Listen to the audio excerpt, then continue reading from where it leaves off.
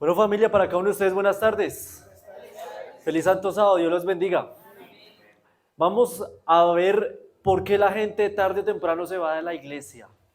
Mire que la Biblia menciona tres motivos y vamos a verlo a la luz del santuario. Lo vamos a ver a la luz del santuario por qué la gente se va de la iglesia. Esto también tiene que ver con el tema de la consagración. Así que familia, los que podamos vamos a ponernos de rodillas para orar.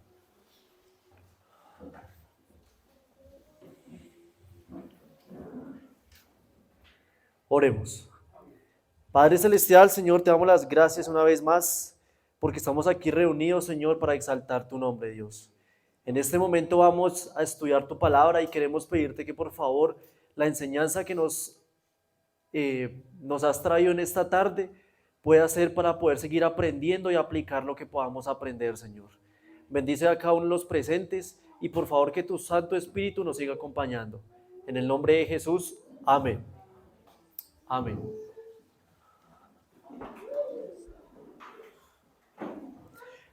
Listo, familia, vamos a leer el libro de Proverbios capítulo 3. Vamos a leer Proverbios capítulo 3. Proverbios capítulo 3 y vamos a leer el versículo 3. Proverbios 3:3. Entonces, dice de la siguiente manera el texto bíblico: nunca se aparte de ti la misericordia y la verdad. Átalas a tu cuello, escríbelas en la tabla de tu corazón. Mire que aquí Salomón da un consejo interesante. Nunca es nunca. Nunca se aparte de ti la misericordia y la verdad. Dos cosas que menciona Salomón. ¿Recuerdan ustedes cuando Pilato tenía frente a frente a Cristo? Y Pilato, ¿qué es lo que le dice? ¿Y qué es la verdad? Interesante. ¿Recuerdan esa escena? Mire que según la Biblia, hermanos, por tiempo no lo vamos a leer todo, pero por cuestiones de tiempo, hermanos, le voy a explicar la cita rápidamente. En la Biblia hay 7 verdades, 7, ni una menos ni una más. Tenemos la más común. Recuerda cuando Cristo dijo: yo soy el camino y la verdad, Juan 14:6, verdad número 1. También cuando en Juan 17:17 se dice: santifícalos en tu verdad. Tu palabra es, número 2, la Biblia. 2 verdades.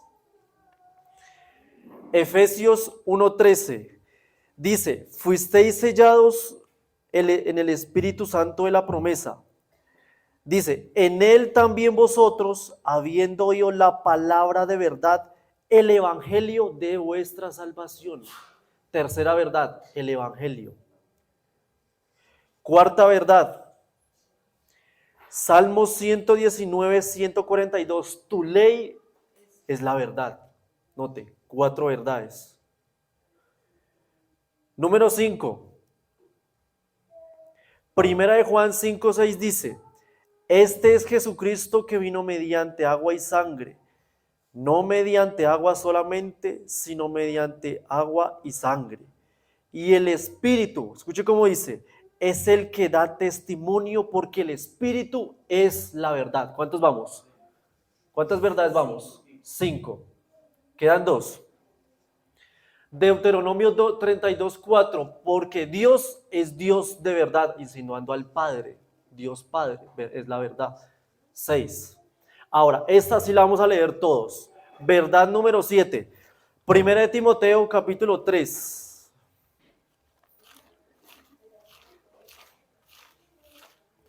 Primera de Timoteo capítulo 3 y vamos a leer el versículo 15. Verdad número 7. Primera de Timoteo 3:15 dice de la siguiente manera: para que si tardo sepas cómo debes conducirte en la casa de Dios. ¿Cuál es la casa de Dios? Interesante. La casa de Dios, así es. como debes conducirte en la casa de Dios, que es la iglesia del Dios viviente, columna y defensa de... Oiga, qué interesante. La verdad es la iglesia. Qué tremenda cita, hermanos. Mire que aquí dice baluarte y defensa de la verdad. Note que aquí en la expresión en la Biblia dice iglesia, no dice iglesias como si hubieran muchas. La iglesia de Dios es una, no son varias. ¿Cuántas iglesias hay? Una es la de Dios, una. Dice baluarte y defensa de la verdad, o sea que la iglesia verdadera se defiende la doctrina, baluarte, defensa. Qué tremendo. ¿Cuántos de nosotros defendemos lo que creemos? Amén. Defensa de la verdad. Ahora, noten que aquí el texto está diciendo que la iglesia es la verdad. O sea, el templo es verdad que somos nosotros, el cuerpo. Pero aquí también está diciendo que el templo donde nos reunimos también es la iglesia, las cuatro paredes. Así que yo hago la pregunta, ¿cuál era la casa antiguamente de Dios? Podemos hablar hace 4000 años atrás. Podemos hablar en ese término. Hermanos, Moisés dirigió un santuario. ¿Recuerdan cuando Dios le da la orden de construir el santuario? Esa era la casa antiguamente. Notemos la instrucción que se le da a Moisés en Éxodo capítulo 25. Vamos a leer Éxodo capítulo 25, el versículo 8. Éxodo 25, versículo 8. Dice de la siguiente manera. Aquí habla Dios, mire cómo dice. Me harán un santuario y habitaré yo en medio de ellos. ¿En medio de quiénes? De su pueblo. Note, Dios iba a morar en el pueblo. Me erigirán un santuario. Versículo 9. Conforme a todo lo que yo te muestre, dice Dios, así harás el diseño. Hermanos, mire que esa palabra en el hebreo, diseño significa tamnif, que significa una maqueta. Dios le mostró una maqueta a Moisés de cómo tenía que hacer el santuario. Imagínense. Claro, porque uno para construir algo, ¿qué se necesita? El diseño, los planos. Qué interesante. Solo que Dios sí le mostró la maqueta, la figura como tal, cómo era que se tenía que hacer. Así harás el diseño, dice, del tabernáculo y el diseño de todos sus utensilios. Qué interesante. Ahora, hermanos, el santuario, adentro había una caseta. Ustedes imagínense en un rectángulo. Y dentro de ese rectángulo había una caseta que se dividía en dos partes. Una era llamada el lugar santo y la otra era el lugar santísimo. Eso lo dice Hebreos 9, 2 y 3. Ahora, quiero que se concentren con lo que les voy a decir. Porque, hermanos, aquí está la clave primordial de por qué la gente se va tarde o temprano de la iglesia. Quiero que me preste atención con lo que vamos a decir a continuación. ¿Por qué Dios le colocó al lugar santo, lugar santo? No le colocó otro nombre. ¿O por qué no le colocó lugar santo al atrio? ¿Por qué tenía que ser exactamente eso? Miremos por qué. Vamos a leer Primera de Pedro capítulo 1. Vamos a leer ahí. Primera de Pedro, el capítulo 1. Y vamos a leer el versículo 16. Primera de Pedro 1:16. ¿Tenemos el texto? Porque escrito está, sed santos porque yo soy santo. Mire que aquí Dios da una orden. Sean santos. Lo que reiteró ya el hermano Ciro, apartados. Sean santos porque yo soy santo, dice Dios. O sea, el lugar santo del santuario, hermanos, se llamaba santo porque ese lugar refleja cómo tiene que andar la persona para ser santo. ¿Estamos entendiendo? Ahora, iba a mostrar diapositivas, pero no alcancé, hermanos. En el lugar santo, hermanos, habían 3 utensilios. 3. Imagíneselo usted. Uno de ellos era el candelabro de oro. de 7 brazos, todo de oro.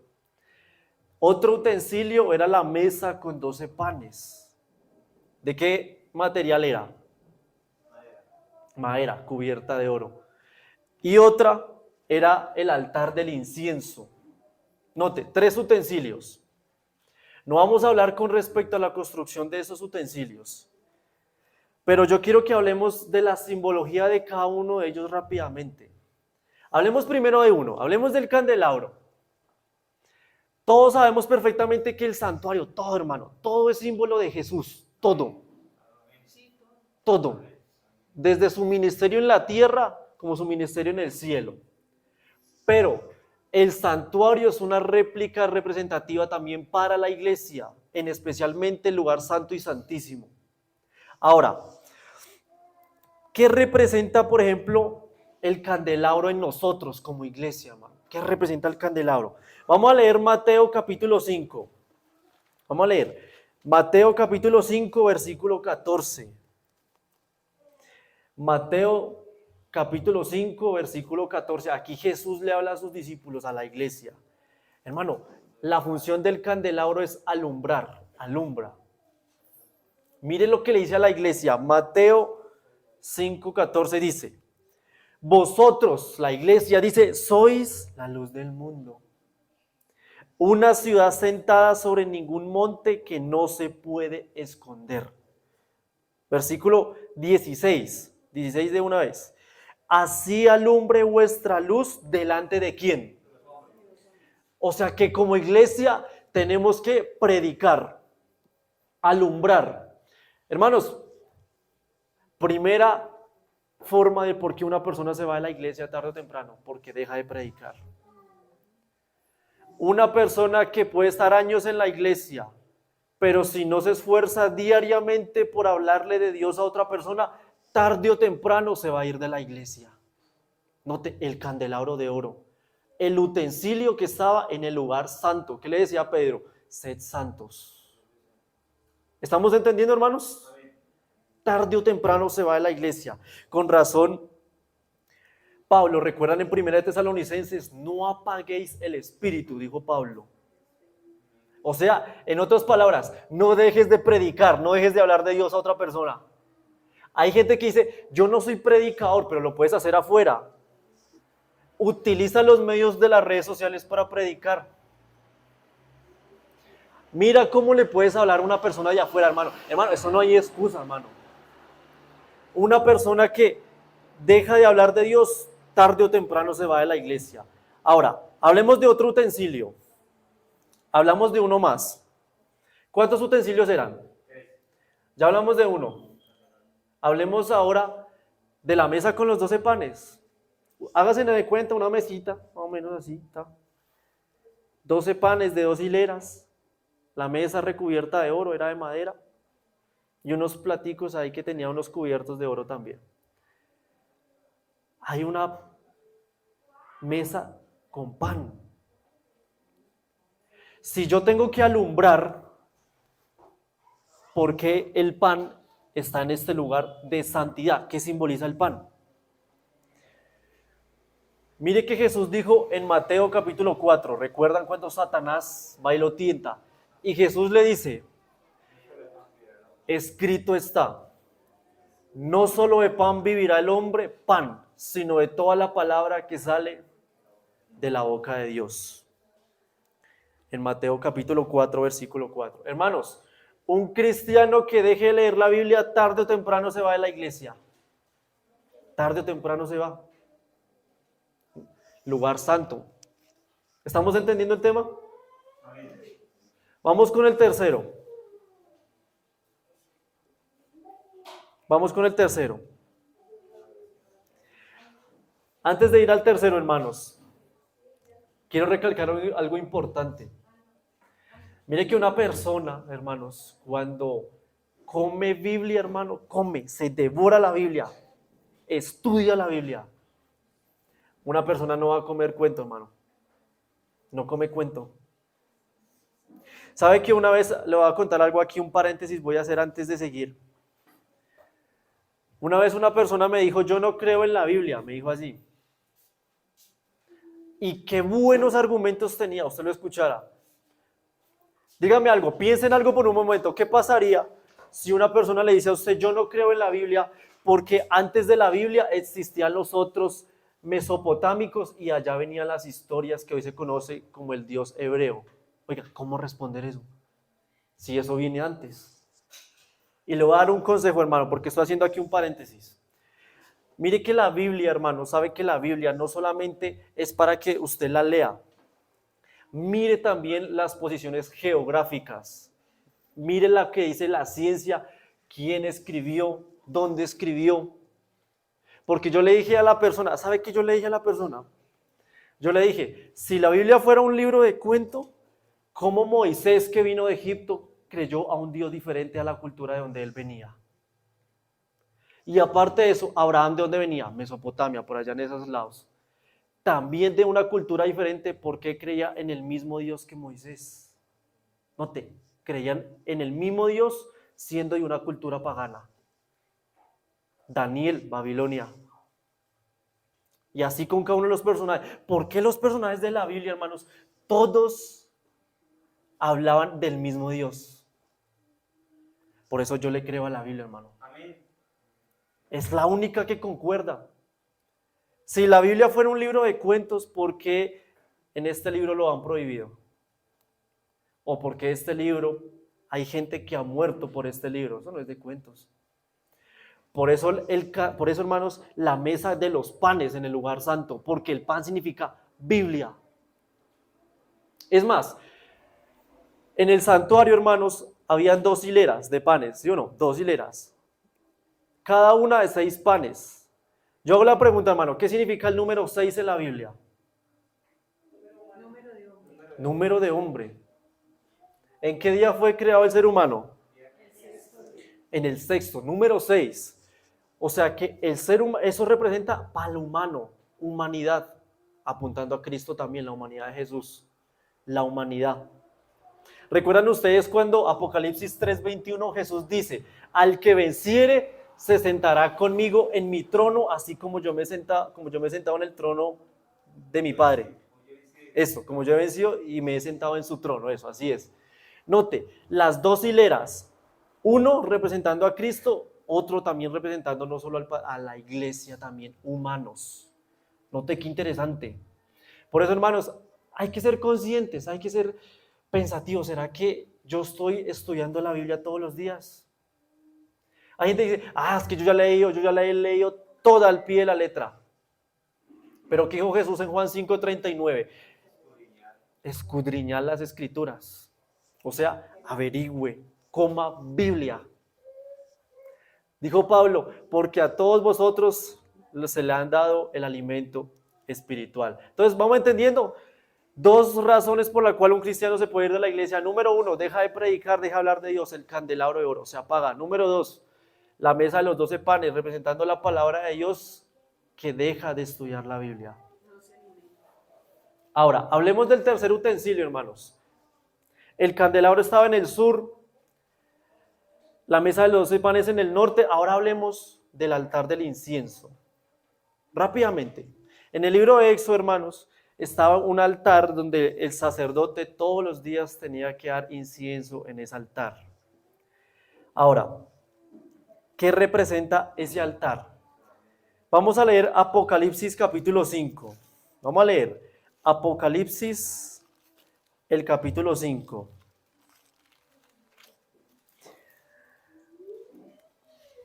Y vamos a leer el versículo 8. Note cómo dice aquí tan tremenda referencia. Apocalipsis capítulo 5, versículo 8, hermanos. Mire cómo aquí dice el profeta. Cuando hubo tomado el libro, los 4 seres vivientes y los 24 ancianos se postraron delante del Cordero, o sea, delante de Jesús. Dice, todos tenían arpas y copas de oro llenas de incienso. Note lo que estaba en el utensilio del altar del incienso. Dice que son las oraciones de los santos. Note, el incienso va de la mano con las oraciones. Van de la mano. No es lo mismo, pero van de la mano. Un cristiano, hermanos, que no ore, tarde o temprano se va de la iglesia. Note los 3 elementos del lugar santo. 3. Una vez un hermano me dijo, o sea que yo puedo orar cuando yo quiera y me puedo arrepentir antes de que Cristo venga para así asegurarme todo, para justificar el pecado. Imagínense. ¿Cree que ese es el método, hermano? Y sabe, les voy a decir algo, hermanos. Por falta de tiempo no alcanzo a explicar todo, hermano, pero mire que hay oraciones que Dios no contesta. Salomón en un proverbio dijo, el que aparta su oído para no escuchar la ley, hasta su oración es ¿qué? Abominable. ¿Qué significa eso? Si yo aparto mi oído para no escuchar lo que Dios me quiere decir, y ahí sí le hablo a Él de que me ayude, o le pido algo, dice, para eso es abominable, dice Dios. ¿De qué me sirve, dice Dios, de que te ayude, de que te cambie, si tú no quieres escuchar mi ley, la ley de Dios? Oiga, tremendo. El que aparta su oído, dice Salomón. De hecho, hermano, miremos algo interesante. Quiero que nos enfoquemos en algo interesante. El incienso y las oraciones son 2 cosas distintas. Van de la mano, pero son diferentes. Vamos a leer Lucas capítulo 1, hermanos. Vamos a leer Lucas, el capítulo 1. Miremos esta referencia. Lucas capítulo 1, versículo 8. Lucas 1:8, hermano. Mire cómo dice. Aconteció que ejerciendo Zacarías el sacerdocio delante de Dios, según el orden de su clase, dice, le tocó en suerte entrar conforme a la costumbre del sacerdocio, ¿no? Te hablando del sacerdote en ese entonces. Dice, en el santuario del Señor para ofrecer incienso. ¿Qué hacía el sacerdote? Ofrece incienso. Versículo 10. Toda la multitud del pueblo estaba afuera orando a la hora del incienso. Note, 2 cosas diferentes, pero van de la mano. 2 cosas ascienden, el incienso y las oraciones del pueblo. Ahora, vamos a leer Isaías capítulo 1. Vamos atrás. Vamos a leer Isaías el capítulo 1. Y vamos a leer el versículo 13. Isaías 1:13. Mire cómo dice Dios acá, hermanos. Preste bastante atención. Dice, no me traigáis más vana ofrenda. El incienso, ¿el qué? Me es abominación. ¿Cómo hace? Me es abominación, dice Dios. ¿Por qué? Mire cómo sigue diciendo. Leamos el versículo para saltearlo ahí porque no lo alcanzamos a leer todo, hermanos. El versículo 15. Cuando extiendan vuestras manos, yo esconderé mis ojos. Asimismo, cuando multipliques la oración, ¿qué dice? No lo oiré, hermano. Oiga, qué interesante. Note que Dios dice, aunque me hables, que me supliques, dice, yo no te voy a oír. Note que va socializado con el incienso. Note, algo pasa. ¿Por qué Dios no lo aceptaba? Versículo 17, vamos a leerlo ahí. Aprendan a hacer el bien, dice Dios. Busquen el derecho, socorran al agraviado, hagan justicia. Mire cómo dice, hagan justicia al huérfano y amparen a la viuda. Note, ¿qué era lo que le hacía falta al pueblo de Dios? Justicia. Hacer lo bueno. Era un pueblo depravado. Hermano, ¿sabe que les voy a decir algo interesante? Mire que en el tiempo de Isaías, ¿sabe que en el tiempo de Isaías, hermano, el pueblo estaba tan corrompido, tanto así que el mismo profeta dice que un burro era más inteligente que el pueblo? ¿Dónde lo dice? Leamos el versículo 2. Versículo 2. Isaías 1:2. Oigan cielos y escuche tu tierra porque habla Jehová. Yo crié hijos y los engrandecí, pero ellos se rebelaron contra mí. Versículo 3. El buey conoce a su dueño, y el asno el pesebre de su señor. Pero Israel, ¿qué dice? Oiga, tremendo. O sea que si Israel no entendía, pero el burro sí que hace entender que el burro era más inteligente. Oiga, qué tremendo lío. Sabe que muchas veces, hermanos, hay gente que cuando utiliza expresiones grotescas, utiliza el término burro para ofender a alguien, pero yo digo algo, hermano. ¿Sabe que un burro tuvo un privilegio que nosotros ni siquiera hemos tenido? ¿Cuál? El burro tuvo el privilegio de cargar a Jesucristo. El asno. Es más, en el tiempo de Noé, hermanos, en el tiempo de Noé, díganme algo. ¿Quién entró en el arca? ¿El animal o el ser humano? Entraron los animales. Note qué interesante. Se fue la luz, no se preocupen, yo les sigo hablando ahí. Ahora, el problema, hermanos, es que cuando una persona ora y no se propone a cambiar lo que Dios manda, hermanos, ahí es cuando la oración se considera abominable. No quiere cambiar. Es diferente, hermano. Todos tenemos errores, es cierto. Todos hemos cometido pecados, es cierto. Pero tenemos que decirle a Dios, cámbianos. Amén. Ayúdenos a cambiar el corazón. Porque, Señor, hermano, séale sincero. Hermano, ¿de qué me sirve, Dios? ¿De qué me sirve yo pedirte perdón si sigo siendo la misma persona? ¿Me estoy haciendo entender? ¿De qué me sirve ser lo mismo? Así que, hermanos, hay que hacer justicia. Dice, hay que aprender a hacer lo bueno. Así que yo le hago la pregunta, hermano. La justicia, que es la que cubre al pueblo, la justicia de Cristo, ¿qué es la justicia de Cristo entonces? ¿Qué es la justicia? Mire que Pablo dice exactamente qué es, hermano. Vamos a leer Romanos capítulo 5.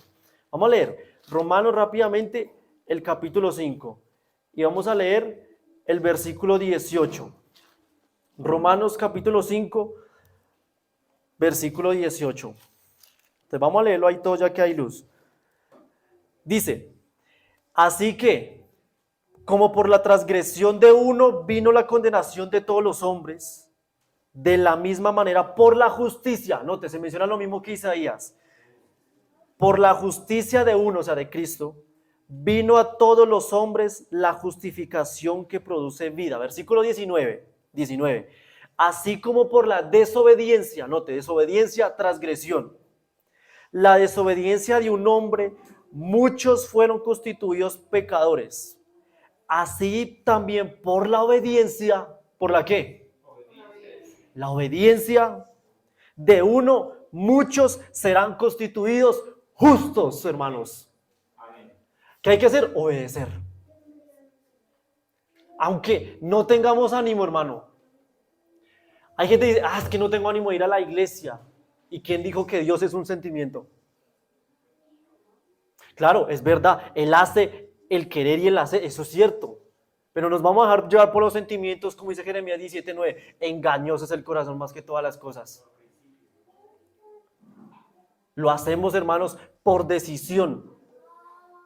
¿Sabe qué es el amor según la Biblia? El amor no es un sentimiento, es una decisión y un principio santo que se toma para poder guardar la ley de Dios, hermanos.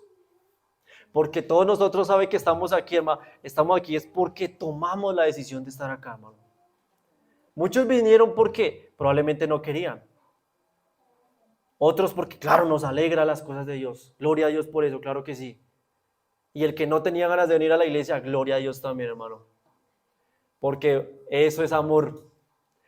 Poner a Dios en primer lugar antes que mis sentimientos. Amén. Por eso yo puse el lugar santo, hermanos. El candelabro, predicas. La mesa, estudias la Biblia. Y el altar del incienso, que es las oraciones de la persona. Pero recuerde, la oración tiene que ir con el incienso, o sea, con Cristo. Porque no toda oración, hermanos, no toda oración va para el cielo, hermanos. Sea sincero, séale sincero con Jesús. Porque eso es lo primordialmente que Cristo quiere para cada uno de nosotros, hermanos. Sinceridad. Esa es la clave, hermanos, por la cual una persona se santifica cuando hace estos tres métodos. Ahora, quiero que nos fijemos en algo interesante. Ya para ir aquí acabando, hermano, voy a leer 2 citas del Espíritu de Profecía y voy a finalizar con una pregunta que yo quiero que me respondan. La cita del Espíritu de Profecía dice en la oración, página 58, párrafo 1. Escuche cómo dice. Las oraciones sencillas, dice el Espíritu de Profecía, sencillas, que son inspiradas por el Espíritu Santo, ascenderán a través de la puerta abierta, hermanos. La que Cristo dijo que Él abriría y que ningún hombre podía cerrar. Estas oraciones mezcladas con el incienso, mire cómo dice ella, se mezcla. Su oración no puede ir separada del incienso, o sea, de Cristo. Dice, las oraciones mezcladas con el incienso es la perfección de Cristo. Y estas oraciones, dice, ascenderán como fragancia ante el Padre. Mire qué interesante. Cuando tú eres sincero con Dios, de lo que hay en tu corazón, exprésele. Esa es la oración que el Padre va a contar, hermano. La que Cristo va a poner en tu lugar. El deseo de todas las gentes, página 620, párrafo 4, dice: la oración del humilde suplicante es presentado por él como su propio deseo en favor de aquella alma. Escuche con atención. Cada alma, o sea, cada uno de nosotros, cada alma, junto con cada oración sincera, es oída en el cielo. ¿Escucharon bien? Cada oración sincera es oída, o sea que no todas. Cada oración sincera es oída en el cielo. Tal vez no sea expresada con fluidez, hermano, usted no se preocupe. Es que yo no sé hablar bien con Dios, es que me trabo al hablar, eso no importa. Moisés tartamudeaba. Mire, no importa, dice ella, tal vez no sea expresada con fluidez, pero si se procede del corazón, ascenderá al santuario donde Jesús ministra. Qué hermoso saber eso, hermanos. Ahora, presten atención ahora sí a la pregunta que les iba a decir. ¿Qué necesito yo primero? Santificación, de lo que estamos hablando, para poder dar amor, o primero necesito recibir amor para luego dar santificación. ¿Qué dicen ustedes? ¿Qué va primero, la santificación o el amor? ¿Qué creen ustedes? ¿Qué dicen ustedes, hermanos? ¿Santificación o el amor? Hermanos, la respuesta es el amor. ¿Recuerdan ustedes el joven rico? ¿Saben la historia, hermanos? Dice que Jesús lo miró y lo amó. ¿Qué le faltaba al joven rico? Amor. Él creía santificarse, creía guardar los mandamientos, ¿recuerdan? Señor Jesús, pero yo no he matado, yo no he robado. Creía. ¿Y de qué te servía hacer cosas buenas, entre comillas, cuando no tenía amor, porque fallaba en otros mandamientos? Amor. ¿Qué dijo Jesús en Apocalipsis 3:20? Yo estoy a la puerta y llamo. Si alguno oye mi voz, hermanos, eso es una decisión, ¿sí o no? O sea, que el amor decide. Para que una persona se santifique, primero necesita el amor de Jesús. El amor es lo primordial. Una persona puede hacer las 3 cosas, pero sin el amor de Jesús, hermanos, no entra al lugar santísimo, hermanos, del santuario celestial, hermanos. Espero que este estudio le haya sido de gran bendición para cada uno de ustedes, familia. Dios los bendiga enormemente y vamos a ponernos los que podamos de rodillas para orar.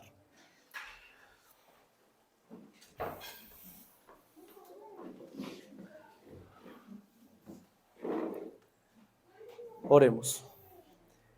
Padre Celestial, Señor, te damos las gracias una vez más porque hemos abierto tu palabra, Señor. Hemos aprendido cosas interesantes de la Biblia, el Espíritu de Profecía. Sabemos que en este camino hay luchas, hay circunstancias difíciles por las cuales a nosotros nos cuesta asumir grandes responsabilidades que tenemos que poner, Señor. Sin embargo, como hemos visto a la luz de tu palabra, todo es una decisión, Señor. Esa decisión de tomar la Biblia todos los días, esa decisión de depender de ti todos los días y esa decisión de asimismo hablarle a otra persona de ti todos los días. Señor, a muchos nos cuesta, a muchos todavía se nos hace difícil. Sin embargo, Dios, las oraciones que nosotros dirigimos en este momento, Señor, por favor puedan ser contestadas, Señor, con tu amor, Padre Celestial. Danos ese don precioso para tener ese arrepentimiento genuino, Señor. Ese amor que necesitamos del cielo para sí mismo nosotros amar a otros. Ayúdanos a guardar estas 3 cosas que aprendimos el día de hoy, Señor. Ayúdanos a tener más amor por tu palabra, amor por hablarle de Dios a otras personas y tener amor, Señor, a la oración. Porque sabemos que carnalmente somos débiles, carnalmente nos cuesta, Señor. Pero como dijo Señor Pablo, todo lo puedo en Cristo que me fortalece. Así que Padre Celestial, a tu pueblo lo dejo en tus manos. Que el Espíritu Santo siga orando con cada uno de nosotros y que esta vigilia pueda ser para la honra y la gloria tuya. Finalizando mi oración en Cristo Jesús. Amén. Amén. Listo, hermanos. Dios los bendiga.